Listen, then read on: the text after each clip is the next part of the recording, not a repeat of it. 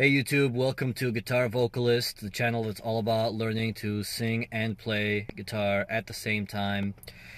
So today I just want to put an end to this whole head voice versus chest voice versus mixed voice debate.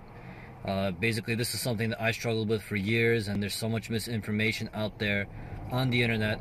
And the question is, what is the difference between mixed voice, chest voice, head voice, and falsetto? And I'm just going to answer it right now. Basically, you've got chest voice, all right? Like that's it. The voice I'm talking in right now, that's chest voice. Everybody speaks in chest voice. Everyone knows what chest voice is.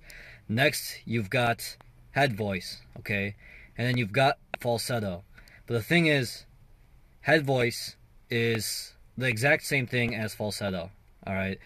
The difference is that in classical music, they call it falsetto, but in modern music and rock music, they call it head voice. It's that voice, like if you're at the stadium and you're like, woo! That whole voice, that's falsetto, that's head voice. It's the exact same thing. In classical music, it's typically under-supported, and in modern music, it's typically really, really reinforced, like how you can imagine, Iron Maiden sings, or any of those, AC/DC, any of those singers that sing really, really high. That's all that is. And that's really it. So in classical singing, falsetto equals head voice. But the difference is that in classical singing, when they say head voice, they're actually referring to what in modern music we call belting. They're referring to just something that's actually chest voice in your chest register, but you're belting. And this is something, it's either belting register or call register. And this is basically when you're singing really, really high in your chest voice. Something like a B4, a C5, or A4, depending on your vocal type, around that area. Usually that's called head voice in classical music, so that's why the terms get mixed up. But really there's just two things. There's head voice, and then there's chest voice. And so between chest voice and head voice, you have mixed voice. This is the little area in between, and you've probably seen the whole siren exercise where you're like,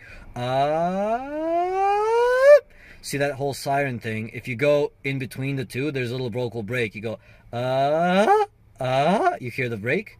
So the chest voice is the lower part, and the head voice is the higher part. And then you can train those muscles to work together in something called mixed voice. And that mixed voice can become really strong and supported. And that's why a lot of people say that, wow, you can't sing higher than, in classical music, you can't sing higher than like a B4 if you're a baritone or something like that. It's not true.